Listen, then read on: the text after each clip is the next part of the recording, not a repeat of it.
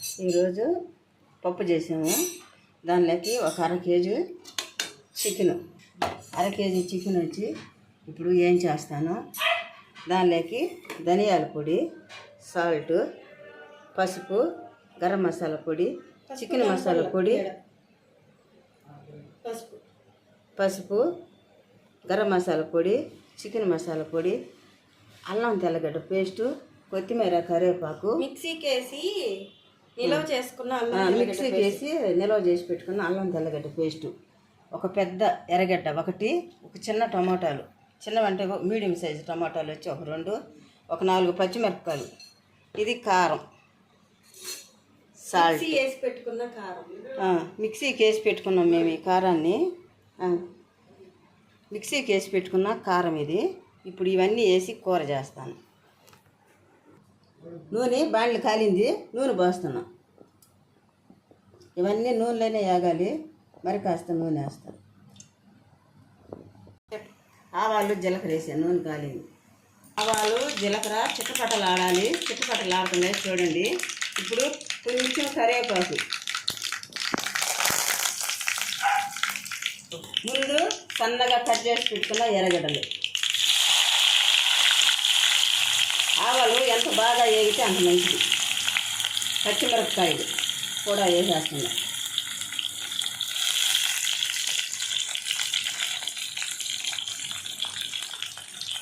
గడ్డలు ఎక్కువ వేగాల్సిన అవసరం లేదు, ఎందుకనంటే మళ్ళీ కూర అంతా అవ్వాలి కదా.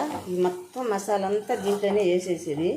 ఇవన్నీ వేగాలని అంటే ఈ నూనె ఉండాలి, ఈ ఎర్రగడ్డలు ఈ మాస్తరుగా వేగితే చాలు. ఇప్పుడు దీనిలో వచ్చేసి అల్లం తెల్లగడ్డ పేస్ట్ ఒక 1/2 టీ స్పూన్ వేసా. సాల్ దానిలోకి కొంచెం వేస్తా, 1/2 టీ స్పూన్ వేసి ఇది వేసా. ఇది కొంచెం పచ్చివాసన పోయేంత వరకు ఇలా కలుపుతున్నాం. ఈరోజు మామూలు బాండిలో పెట్టా, నాన్ స్టిక్ బాండి పెట్టలేదు.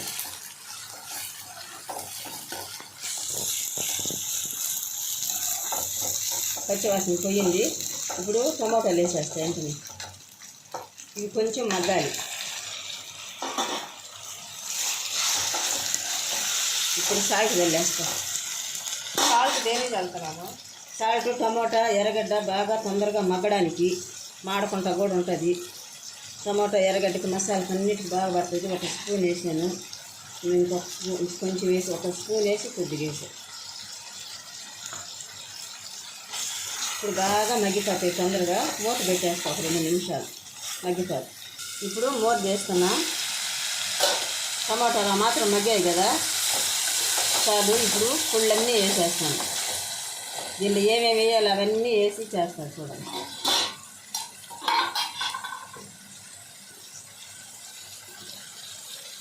కారం 1.5 స్పూన్ వేసా. ఇలా ఫుల్ వేసి ఇప్పుడు ఆఫ్ వేసా. కొంచెం అంతా మిరియాల పొడి, గరం మసాలా పొడి కొద్దిగా, ఎక్కువ వద్దు.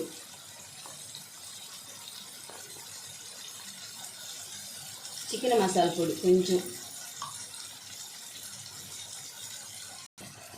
పసుపు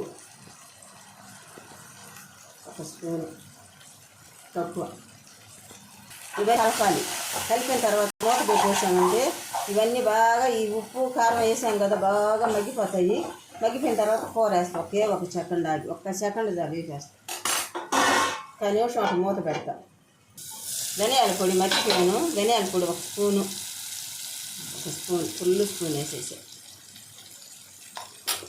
చాలు. ఇప్పుడు కూర వేసేస్తాం. ఇవాళ నుంచి మంట సిమ్లో పెట్టుకొని వండుకుంటే కూర నీట్గా చక్కగా ఉడికిపోతుంది. కూర శుభ్రంగా కడిగి పక్కన పెట్టుకున్న కూర వేసేస్తా ఉన్నది.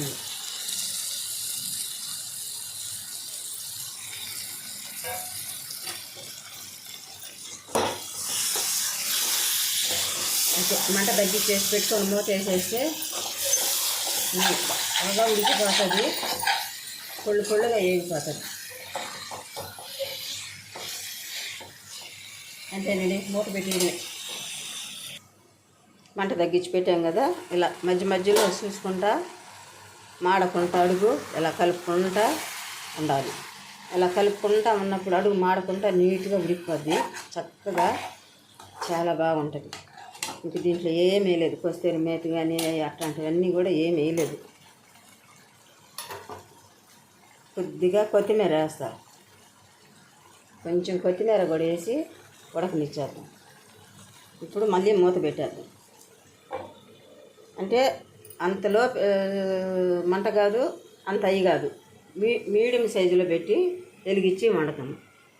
ఇంకా కూడా కొంచెం తగ్గిస్తా, అప్పుడైతేనే కూర బాగా చక్కగా ఉడికిపోదు.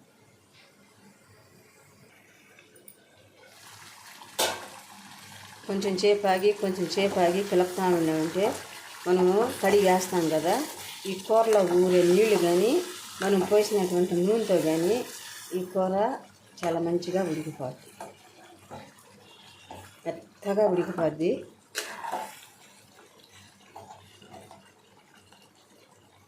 ఇప్పుడు మళ్ళీ మూత పెట్టాలి.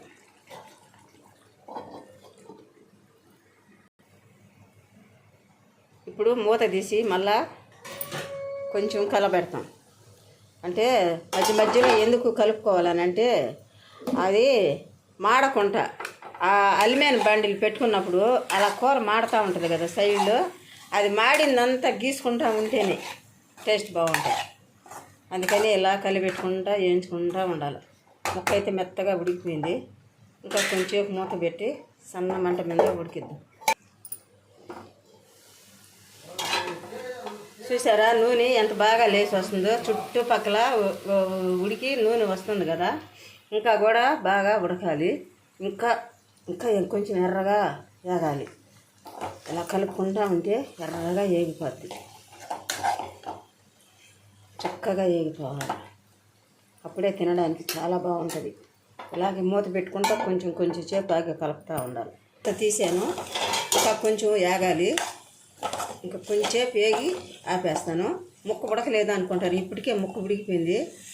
చేత్తో అంటే వత్తలేము, గంటి తట్టు నొక్కంగానే ఊడిపోతుంది చూడండి.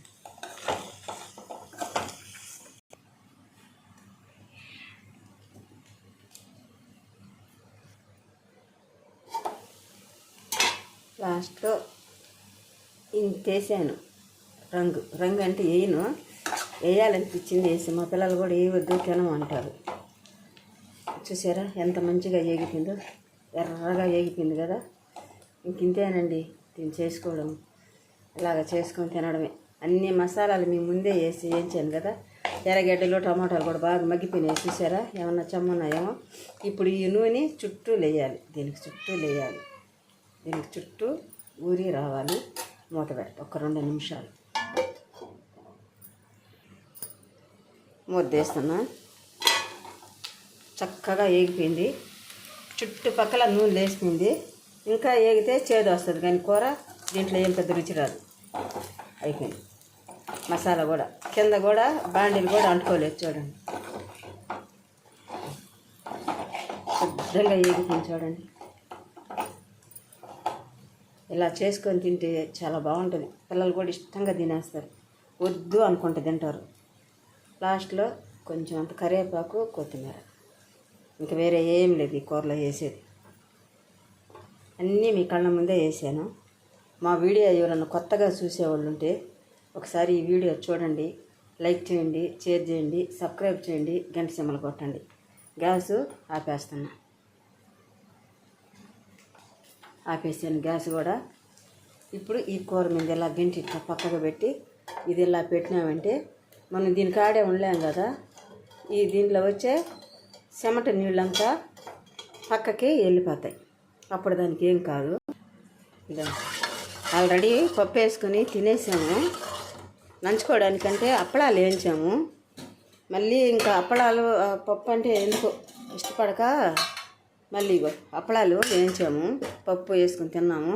మళ్ళీ కొంచెం చికెన్ తెచ్చుకున్నాం, అంతే, ఇంకేం లేదు.